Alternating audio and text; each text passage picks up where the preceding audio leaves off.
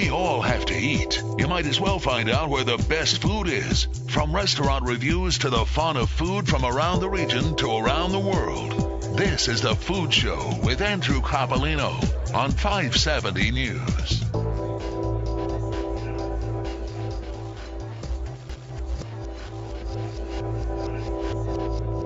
That's great to have you here. We do need to make a phone call, though, because we have to find out a little bit about the big Iron Chef Season 4 that's happening. And we're going to be talking, have we got, Liz, I don't know if she's paying attention to me. Do we have Sean on the phone? Yeah, we do, I think, Liz. We've got Sean on the phone. Sean Duffy is the sous chef at Nick and Nat's Uptown 21, and they have been presenting their Iron Chef Season 4 activities. We want to check in with Sean. Are you there, Sean? We're just trying to get Sean on the phone right now. Yeah, well, okay. Well, Liz, give me the thumbs up when you got him on the phone. Maybe he's afraid of the rabbi. Maybe his. I don't know why. Are rabbis scary? No. I like rabbis. It's hairy. Yeah, they're hairy. Okay, we there? Okay, you need time to get him on the phone. Okay, good. We're trying to get Sean Duffy on the phone. He is a sous chef at at Nick and Nat's Uptown 21. And what they do is they combine chefs. There, now we've got Sean on the phone. Hey, Sean, are you there? Okay, we need to hit another button somewhere. Okay, we're trying to get Sean on the phone. What Sean Duffy and the guys at Uptown 21 do, and that is Chef Nick Veninger, is they put two restaurants against one another. So last week it was Langdon Hall versus Bijou Restaurant in Stratford. I'm sure, Jake, you know both of those restaurants. Two great teams of chefs. They get a secret ingredient, just like you see on TV, and they have an hour to come up with 4 dishes, or 3 or 4 dishes. They are judged, and there's a winner. And the good thing is the money all goes to the food bank of Waterloo Region. So it's a great fundraiser for Waterloo Region. And do we have Sean on the phone now? Hello, Sean. Hi. Hi, Sean. How you doing? I'm good. How are you? Sorry, we had a little trouble. Getting you on the air here. How are things going? Things are going great. The Iron Chef competition is going quite well. Last week, as you were just saying, we had Langdon Hall versus Bijou, and it resulted in actually our first ever tie in our 3 full seasons so far. That's never happened before. That's a bit unusual, isn't it? It was. It was quite surprising. It took a little while going over the points to make sure that there wasn't any addition errors, but it shockingly ended up being a tie. And you raised some money, a good amount of money for the Food Bank of Waterloo Region, which is what this event is designed to do. How much did you raise? Last week we raised $545. In one night, that's great. In one night. Last year we raised just over $3,400, so we're going to try to beat that again this year. Excellent. Tell me what you saw at the competition. You're sort of there behind the scenes, but not really, because you're sort of in the front of full view of just about everybody in the kitchen there. What did you see going on? What were you impressed with? What was striking from your perspective as a cook? Last week was really great. Both teams had done it before, and you could kind of tell the confidence of the teams that they weren't really as surprised this time. They were a lot smoother. There was nobody that was really panicking, and everyone was actually done in time in the hour without any real issues. Usually at the end, people are racing a little bit. Both teams were smooth, confident, and calm the entire night. They got done on good time, didn't they? They did. It was quite impressive, especially with the small kitchen and surprise ingredients. Well, 1 hour is not a lot of time to make 3 to 4 courses and 4 dishes for each person. Now, what was really unique too is with the special ingredient, we had a guest from the Bauer butcher bringing in a half hog, which he broke down into its various cuts. And sorry, Rabbi. And they were then prepared. That was kind of an added layer of I guess instruction for people to see some butchery in action as well. Yes, that was definitely our biggest secret ingredient unveiling, and it was great having Matt Kendrickin from the Bauer Butcher to help with Mark Glass' pig, which is, the entire pig was nice to see that. People did get to actually see kind of where the whole ingredient comes from. What's ahead? What's coming up next week? Who's lined up? Next week we have Embers of Morriston versus from Morriston and versus the 41 Gastropub from King Street. And I guess you can't give us any insights into what the secret ingredient will be, can you? No, unfortunately, I can't let you know that. It's pretty kept under wraps. Okay, well, tell us. People can buy tickets. They can reserve and they can buy tickets to this. How does that work? Tickets are $5 The money goes directly to the food bank. You can call in to the restaurant or come in. The phone number there is 519-883-1100, or you can stop by during the day while we're there. Tickets are about usually sold out by the time of the competition, which is about 9:30 that night. So if you come by, usually Tuesday or Wednesday, you can get tickets or for advance weeks. Thanks a lot, Sean. We appreciate you taking the time to talk to us. We'll look forward to the next Iron Chef coming up. That's Wednesday night, right? Yes, it is. Thanks, Sean. Thank you very much, Andrew. That's Sean Duffy. He's a sous chef at Uptown 21. And for more information about the restaurant and Iron Chef Season 4, you can go to uptown21.ca. And remember that everything you do in terms of contributions is going to the food bank of Waterloo Region. That's the foodbank.ca. So a great event. I'd like to see these kinds of connections, I guess, being built. It's really nice. The farmers there gets to meet some chefs. The chefs get to see new farmers and new products. And, of course, then chefs who usually toil out of sight and late into the night don't get a chance to sort of mingle ever. And this is an opportunity for them to get together and, have a drink afterwards and get to know each other. It creates a nice little community, I think. You've been involved, Jake, at least from watching and knowing some of your chefs, colleagues, at work. Yeah, it's a lot of fun. And Nick, if you're listening, I want to see a live chicken one night. Just let it loose in the restaurant and go. That would be interesting, wouldn't it? I don't know if that's going to happen. It was an interesting night, and there was. It's a great event. It's actually really expanded. It's kind of become a bit of a beast. It's become how do you say it? It's got a multimedia effect. It's streamed live on Ustream, a media function I'm not familiar with, but which you can watch it live. Great for me because I'm not getting home until 11 o'clock, and I can catch the last little bit. Now, another nice community connection is that there's kids from Eastwood Collegiate who are audiovisual. I guess there's a section of that school that's devoted to, I think, theater and musicals, and they have high-tech quality equipment. That they have a boom mic there, and they've got the kids with multiple cameras, and they've got like a floor director who's cutting to various scenes happening in the kitchen, and then they play this throughout the restaurant on a couple of large screen monitors. So that's being streamed into Ustream, and it's great activity for the kids there, the young students, to be able to learn these techniques and these skills. So there we go. Well, you know what, Liz, let's get out of this segment because we do have to get our commercials in here. And when we come back, we're going to talk with Rabbi Moshe Goldman about the idea of kosher, what it means intellectually, what it means gustatorially. And, it's Kosher and the Rabbi when we come back. This is 570 News. This is the Food Show with Andrew Coppolino. To call Andrew, 519-570-2545. By cell, star 570. Or toll free, 1-800-570-5715. Now back to the Food Show with Andrew Coppolino on 570 News. Say, hey, good looking. What you got cooking? How's about cooking something up with me? And welcome back. There we go. Second segment of the Food Show. Glad you're here. And I'm glad that Jake Richards is here from Grape Expectations and the Bauer Kitchen as well. My honored guest, the Rabbi Moshe Goldman. It's nice to have such prestige in the studio. I love being able to say the Rabbi Moshe. Look it. You've likely... We likely have heard the interjection, that's not kosher, usually meaning something not socially acceptable, improper, or not according to social convention. Now, if you take a look at many of the food products that you've got in the fridge, ones that might be right there, you might notice various markings and letters. What are they? Well, those symbols could denote a kosher food product, and that's why Rabbi Goldman is here today to tell us a little bit about kosher. So, what is kosher? We've heard the phrase, that's not kosher. We hear the phrase, keeping kosher. Yeah. What does kosher mean?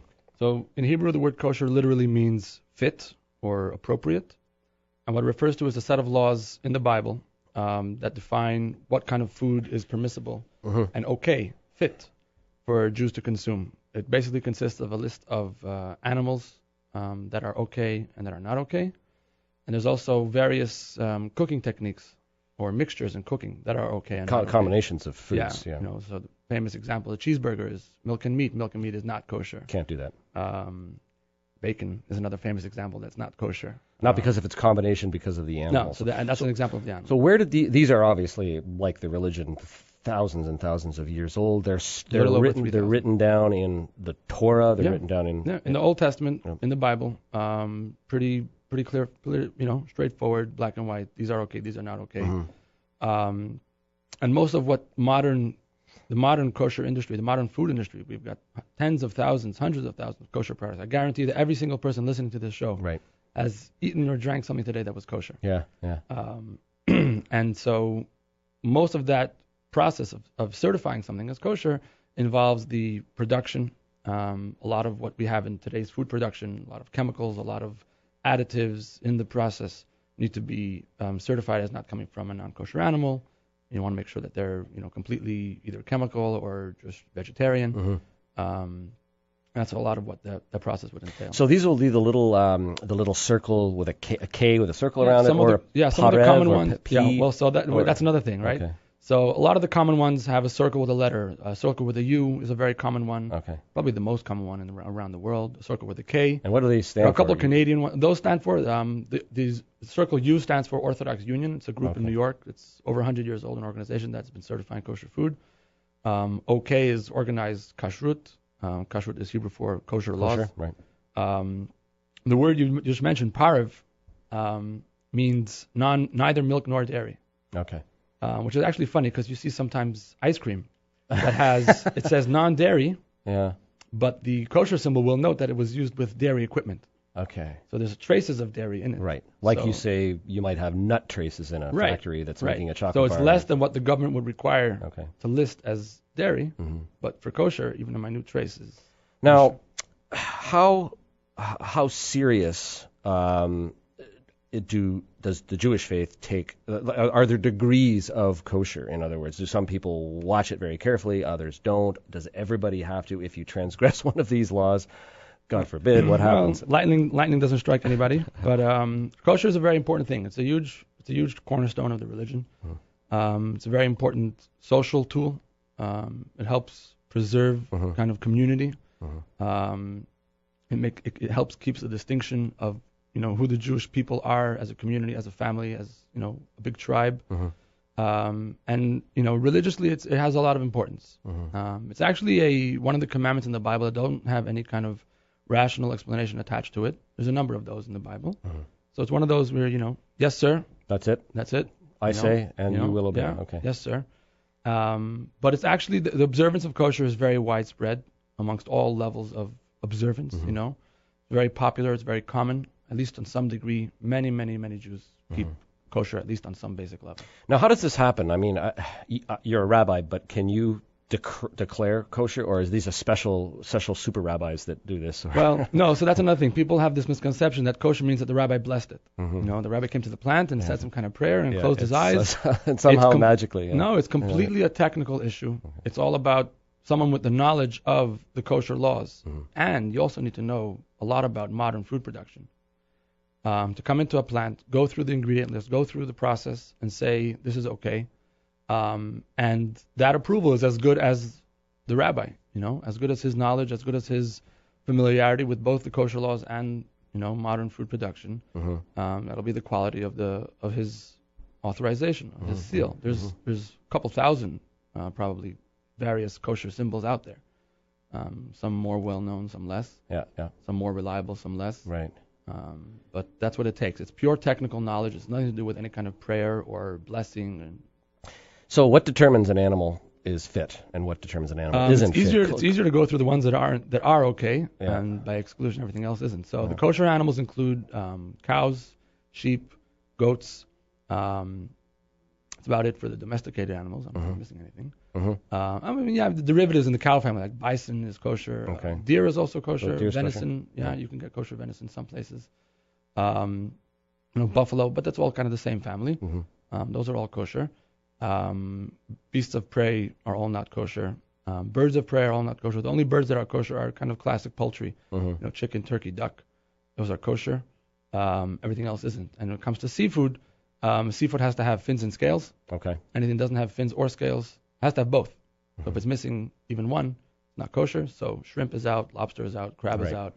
out. To some people's dismay, and I've been told that lobster is really good, but never had it and I never will. Yeah, so. to me, I can sort of see how, if you have a set of animals that are on land, you can sort of identify, these groups of animals. It's a little different in the sea, isn't it? I mean, there's so much swimming around You down go there. fishing, you see what go comes fishing, up, you see you what know? comes up.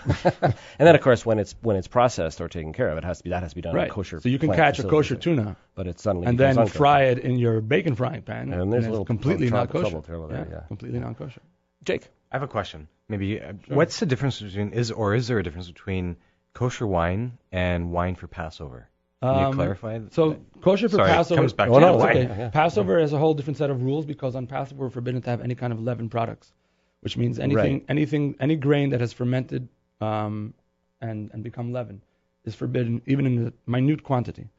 So And that has a very close association with events in the Bible at that time. yeah. right? So it's the Exodus of Egypt all ties in together, and topic for a whole nother show. Yeah. But with regards to your question, something can be kosher year round, but if precautions weren't taken to ensure that no leaven came into contact with it, or it wasn't produced in a plant that produces products with leaven, then it's not going to be kosher for Passover. So you have to take another level of precaution to make sure that, for example, wine, that there was, an added level of caution and security to ensure that no leaven at all came in contact with the plant, the product and whatnot. Okay. So you can have a wine that's kosher, but not kosher for Passover. Okay. Have you a lot discovered? of wine is by default kosher for Passover. They just make sure year round it's kosher for Passover. Yeah. Have you found some good kosher wines, Jake? Yeah, we tried one last year. Did we? Paired up Okay. with Girl Guide cookies. Which weren't kosher. Well, maybe they would have been kosher. I don't know. There are Yeah. tons of. I don't recall. Yeah, they're making leaps and bounds. Like the old stuff used to be that really sickly sweet. What's it called? The Rabbi fantastic. Menish. Yeah, right. But yeah, they're experimenting with like more major grape varietal, Chardonnay, Merlot, blah blah blah, and like some really decent wines coming out. Definitely, You can get, all the classics. Yeah. French wine, you like Italian wine, you like California wine, Australia, South America. Is there any benefit in terms of health to kosher foods? Does it have a sort of this is just an analogy, organic? Yeah. Or To a degree, when it comes to kosher meat, for example, there's a lot of cleaning that has to happen for kosher meat. Kosher meat, blood is not kosher. So Right. It means that all meat has to be soaked, salted, rinsed of any blood. and that's why we have kosher or koshering salt. Am I Exactly. correct? Yeah. Kosher salt is coarse salt that's much better at drawing blood it, out of right. meat than just regular table So salt. people throw kosher salt on their food, but they don't really understand that it's well, an instrument chefs of like to use it yeah. for those reasons. It has different properties than regular table salt, but that's what it's used for. But other than that, kosher really doesn't involve any higher level of hygiene or cleanliness than regular food. Everything meat, there might be, it's cleaner of blood. Mm-hmm. But a kosher cookie or non-kosher cookie is just as fattening. Yeah, of course. How widespread, I guess. Let's talk about Waterloo Region. Let's talk about the people of Jewish faith in Waterloo Region. I don't know how many there are. I know there's a synagogue right next to right down the street from me, and I visited with the Rabbi Rosenzweig there, Bet Jacob. Yeah, and we had a wonderful Passover meal there. It was a lot of fun. How populous is the peoples here? We're probably about the same percentage as we are worldwide. Mm-hmm. Maybe 1%. Not even. Not enough to support a good Jewish deli, huh? Well, that's the thing. I don't think the Jewish deli would need to be supported only by the Jews. Exactly. So where is it? A flashing neon sign, Jews only. Let's have a I good, am down. Yeah, I'm down for that. Well, you know what we're going to do? Because, Rabbi, you've brought in some food here that's been prepared, I guess, in a kosher kitchen because it's your wife's my wife. overlooking this, I guess. We want to come back and want to sample some of this. We do take a break, though, now. And I've been speaking, of course, with Rabbi Moshe Goldman of the Jewish Water Chabad. Yeah, pretty good. There you go. And, of course, Jake Richards has popped in with his grappa. We'll come right back and talk more kosher on the Food Show. You're listening to 570 News.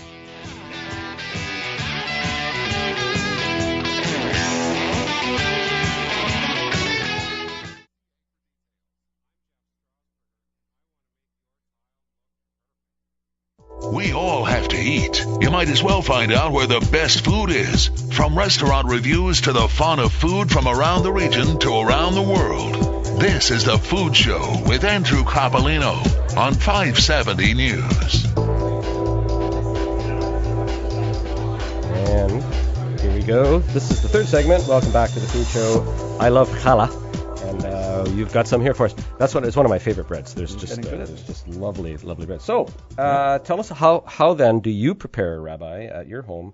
Kosher. You have to just follow all these rules. You got special. Well, yeah. So the kitchen is set up for separate sections for milk and meat.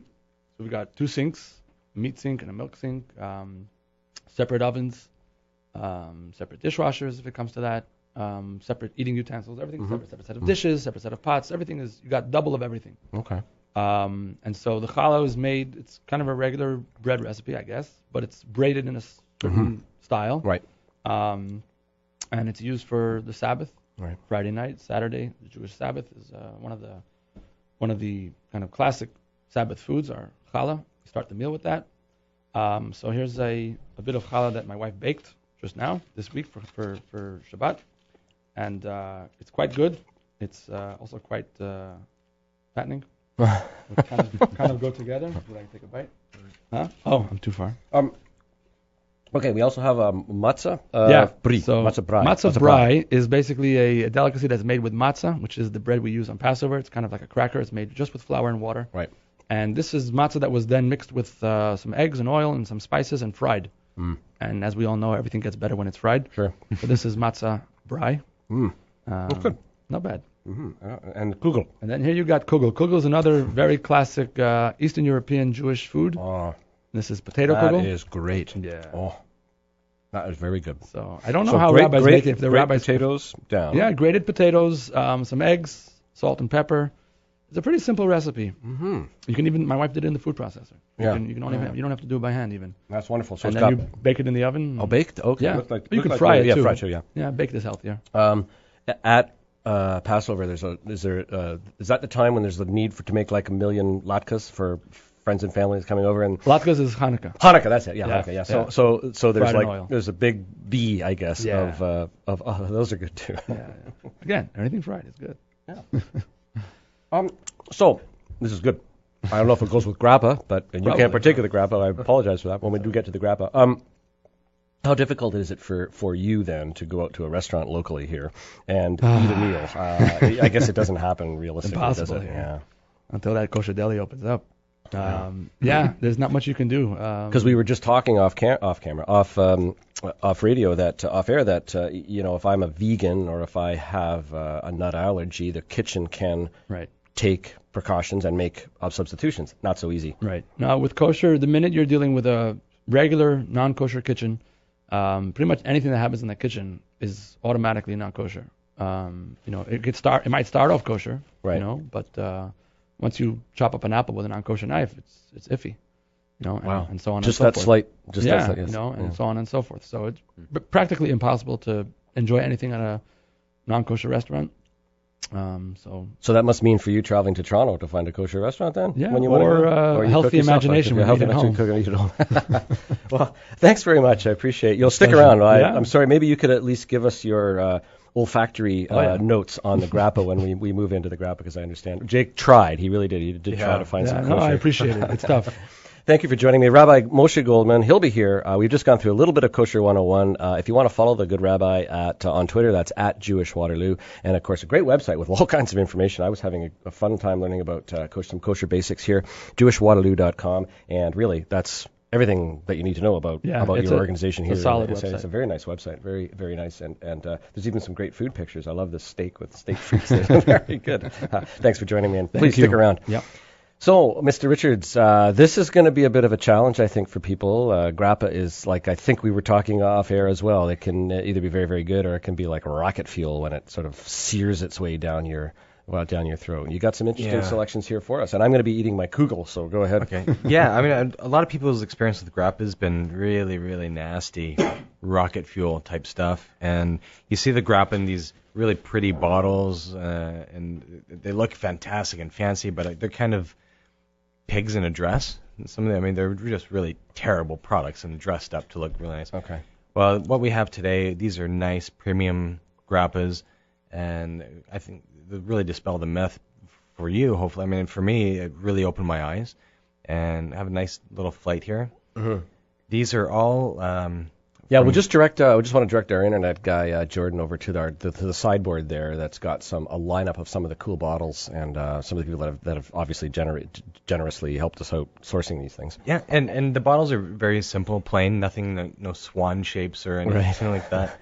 And these are all from STEM Wine Group. Glenn Barley, thanks, man, for supplying us with these.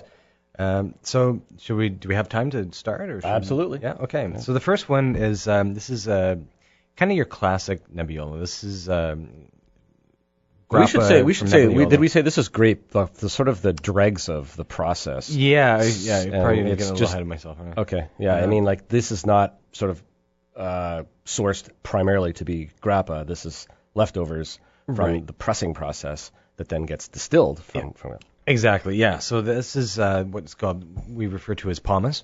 Mm-hmm. It's the leftovers. Now, it's gotten a little bit better lately. They're starting to use, they get the pomace and it's fresh.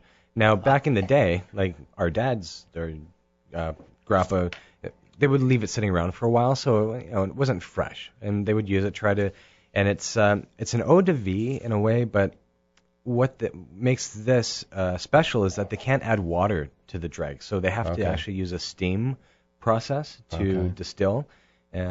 So it is kind of very green, very stemmy. Mm-hmm. The Nebbiolo, I mean, this is a really nice example, but this is kind of your classic, what you would know. This has some powerful aromas. Rabbi, you probably have a very... I mean, the thing about rabbis is they can intellectualize things so well. So, I mean, what I'm smelling here is something that, on first nose, people would turn away from. It's funky. It's very exactly. Earthy. Yeah. Did you agree? Strong vodka. Strong vodka. Okay. Yeah, that's a good descriptor for sure. Like 50, 90 proof or 100 proof vodka. It's pretty strong. This is and it's clear for people that can't see on webcast here. It's clear. Now, I want to move on to the second one. This is Amaro. I do like. Well, I think what we're talking about here is there isn't a lingering burn that sometimes the rocket fuel stuff has. This sort of mellows out in your palate and as you swallow, so it then becomes quite enjoyable. And you can start picking up a few fruity kind of notes. I can anyway. Yeah, it's very, very smooth compared to a lot of the other cheaper styles of grappa, but I mean, this isn't really expensive. I mean, you have the price list there in front of you. How much does this retail for? This retails for $56.99. Yeah, I mean, it's maybe the next one. The next one we're teaching is only $39. Yeah, the second one, the $39 one, the Amaro. This is herb and spice infused grappa, and this does have an herbal tone. Do you think, Rabbi? Yeah. Yeah. Definitely. And for grappa purists, I'd hate to compare this to Jägermeister, but it's very similar. Little cinnamony. Mm-hmm. Little cinnamon. Yeah. Oh yeah. Huge spice notes and this is a really nice grappa for. Now I kind of wanted to bring some espresso in because this is a classic Italian. Cafe Amaro, cafe and corretto. espresso, yeah. Or you might know when they take the grappa and they pour it into their coffees. Cafe corretto. Right. Corrected coffee. That's what it is. Oh, really? Yeah.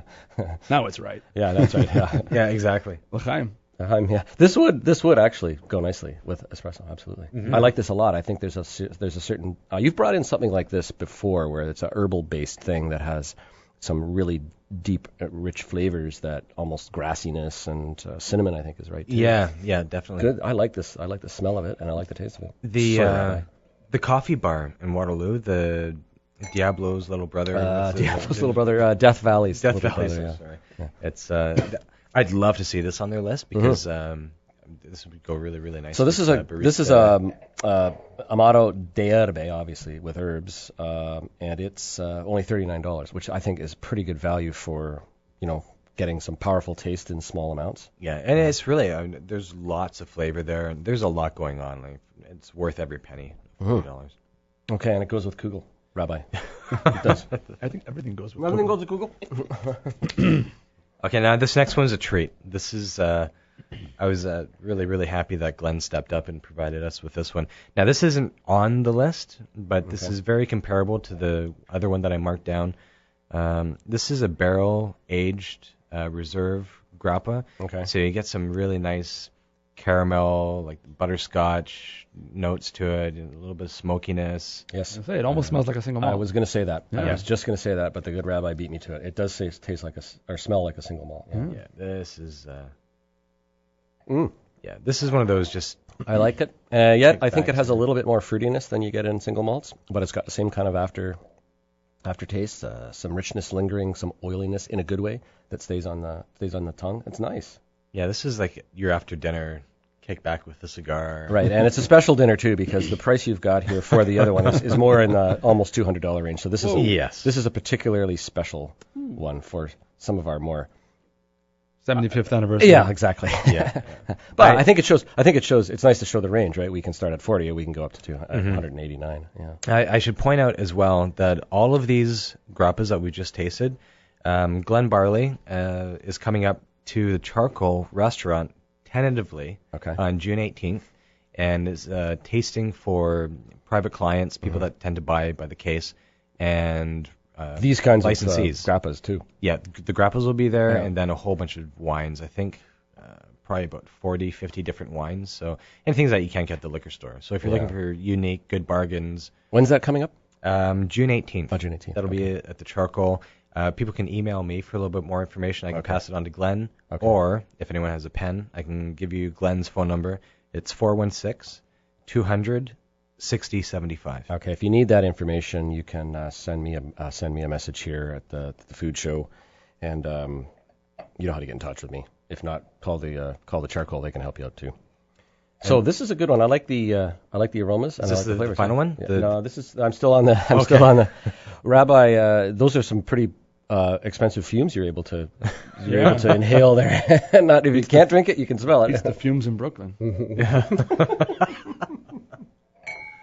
So the final grappa. This is a chamomile infused grappa. Chamomile.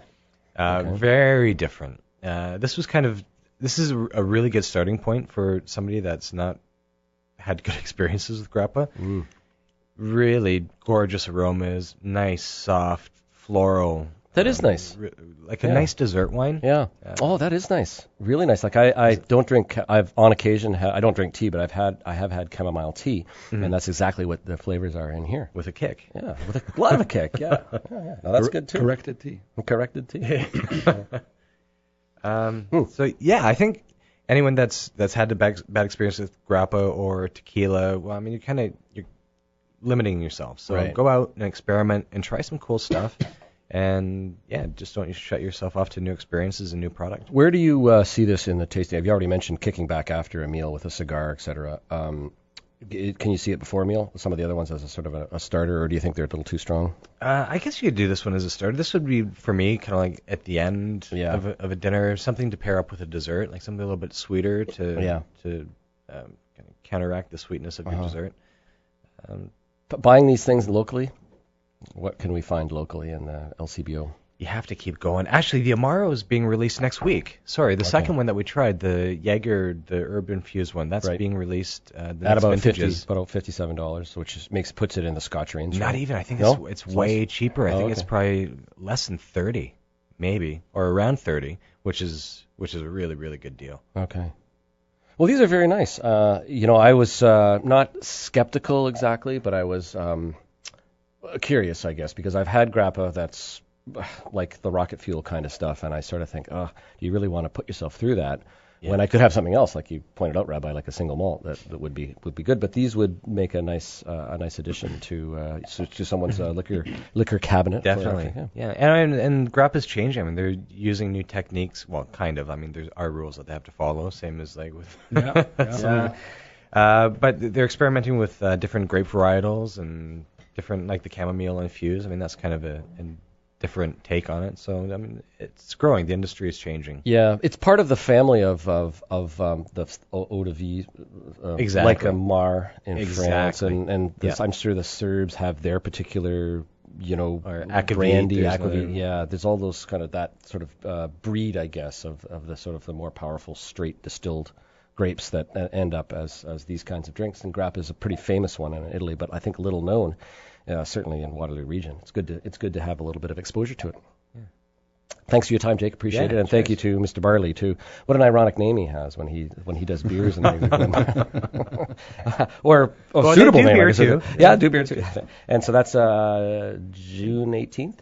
Yeah, June 18th. And Glenn Barley through the STEM Wine Group. Okay, there you can look into that if you're interested in getting some insights. And I want to thank Jake Richards from GrapeExpectations.ca and also the Bauer Kitchen, part of the Charcoal Group. And thanks for joining us and bringing in this great product. And I'm going to sip a little. We're going to have a break. And I'm going to eat some more Kugel if there's any left. Yes, sir. And we'll be back to talk more here on The Food Show. You're listening to 570 News.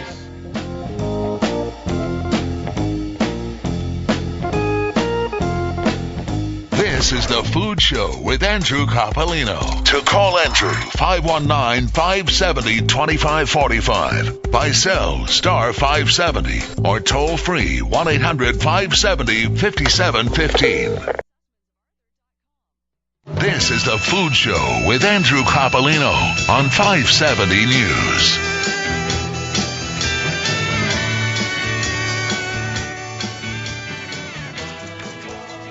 And welcome back once again. This is the last little bit of The Food Show. I'm glad you're here with us. And also joining me, the Rabbi Moshe Goldman from JewishWaterloo.com, Chabad Waterloo Region.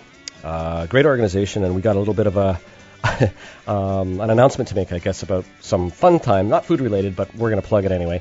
And of course, Jake Richards, thank you for the great grappa and all of your expertise and knowledge. Now, I don't know, you guys are probably, modestly anyway, maybe more so, familiar with the Mel's Diner fiasco that happened a few years ago, and that great organization got burned to the ground, and, well, we won't get into all the details. But the good news is it's Phoenix Rising, but times two, because they're going to be rebuilt, and they also got a shop that's ready to open further down in Kitchener. And to join us on the line, we've got Jerry Smith. He's one of the owners and the guy that's sort of leading the charge to rebuild Mel's Diner. Are you there, Jerry? Hello? Yeah, we're just trying to get Jerry. Have we got him? We lost Jerry. Oh, I remember Jerry used to come into back in the day, the restaurant that I was working at, coming quite a bit, and he's quite into his wine as well. So is he? Yeah. Oh, yeah. Well, when you say he's quite into his wine, I take that two. I can take that two ways. He's knowledgeable. When you say he's in his cups. Yeah. he always ordered good stuff. So okay, we're just trying to fight and get him back on the line here. It was a terrible thing that happened, and Rabbi, you explained to me that you're involved, I guess, indirectly with the restaurant because you know the students who used to support it because you do some counseling, I guess. I do a lot of. I'm the chaplain, the Jewish chaplain at both universities. So when it happened, it was a huge blow to the student community. I mean, all the students were kind of really, really upset about it. It was he had great hours. Yeah. For the students. For students, yeah. So it was a favorite spot for them, and I think they're all going to be really, really excited to see it back up. Yeah. I was able to pop in on Friday to see the new location, which is Ottawa. Do I say Westmount in Ottawa? Yeah, Westmount in Ottawa. It's a nice big location, and it's got some great atmosphere and bar sort of diner kind of stuff. Uh-oh. Okay, we're having a little technical trouble here. Okay, and well, there we go. We got the music down. So I don't know if we're going to get Jerry on the line here. Jerry's good at dealing with challenges. Jerry can deal with challenges. Yeah, he actually, when I'm speaking to him, he was talking to architects, and he got a good, clean bill of health from the health people as well as the fire marshal. But it was some architectural things that he needed to take care of. When you go into these restaurants, it's always, and Jake, maybe you know more than I do about it, but you go into these restaurants and he's supposed to be open Monday. And I'm sort of looking around and I'm thinking, how is this going to happen unless you've got 50 guys working in here for the next 3 days to get it done? But he says he's going to be open Monday. And, it's one of those great collections, part of the restaurant industry, isn't it? The sort of the classic diner where you just, you go in and you have a corned beef sandwich or you have French fries and fish and chips and all that kind of great diner kind of food. So I think we have Jerry on the line now. Jerry, are you there? I'm here. Hey, welcome, man. Thanks for joining us. Sorry for the little trouble there. You've got some good news. We've been watching the newspapers. We've seen over the last couple of years, as things develop from the burn down, I guess, on the University of Waterloo area. But good news coming up for you, I guess, tomorrow. Tomorrow morning. Yeah. Bright and early. 6 a.m. What time a.m.? 6 o'clock in the morning. You're going to be ready? We are ready. All right. So tell us about it. What have you got in store?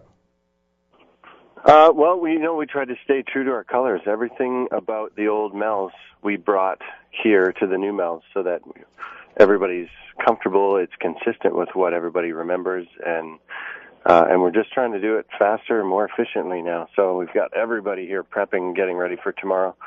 We hired 70 people to get this store up and going, and we're just starting to construct the one on University as well. So they're both exactly the same. Will there be any differences between the original location and your new location, or you just sort of restart the menu from where you left off, or have you got some tweaks in mind? We made a few additions. Food trends change pretty readily, and so we try to stay current with some things like new food trends. But the main menu is consistent as it can be. Yeah. Oh, it's going to make you a pretty busy guy because you got the two shops on the run, and you also have the frat boys burger shop too. Yeah. Well, good luck. Did I surprise you with that? Did it just dawn on you? Well, it sounds tired. Sounds tired. Yeah. Okay. Well, Jerry, we'll let you go, and just note that a lot of people will be interested in visiting, and I hope those 70 people will stick around to help serve because you're probably going to be busy tomorrow. Yeah, you and me both. I'll be here. All right. Thanks, Jerry. Well, there you go. That's the new Mel's Diner up and running starting tomorrow morning. So good to see. Jerry Smith joined us there. He's one of the owners and the guy that sort of fielded all the trouble over the last couple of years, and it's good to see it back again. A nice addition to the restaurant. I like the high-end restaurants with linen, but I also like the sort of the simple diners that prepare classic diner food, and I'd be interested in seeing what his new tweaks on food are. Mm-hmm. Jake, what did you think of the gourmet trail? You had some people come through your restaurant there and helping Kids Link. Yeah, we got the one blast of people there around 3:30, and it was good. It was people having a good time and all for a good cause and enjoying the food and the drinks supplied by Rosewood Estates. And yeah, it was good. It was a good vibe, and people were really happy and enjoying themselves. And then I think they all went off to Revolution after. Yeah, there was some dessert and some silent auction. It was a good night. It was a good afternoon, and we had a lot of fun. So I want to thank both of you for being here. Thank you, Rabbi. For more information about Rabbi and his congregation, you can visit jewishwaterloo.com. We'll also be able to check in with Grape Expectations regularly as well. Thanks, Jake, for coming here. grapeexpectations.ca and at the Bauer Kitchen. Now, thanks also to studio personnel here at 570 News, internet producers Jordan Carbone and Liz Russell. 570news.com can show you an archive of past shows. You can follow me on Twitter, 570 Food Show. Read my column in the Kitchener Post each Friday. Next week, we're talking vegan and preserving. Remember, eat wisely and eat well. Thank you for joining us here at the Food Show, only on 570 News.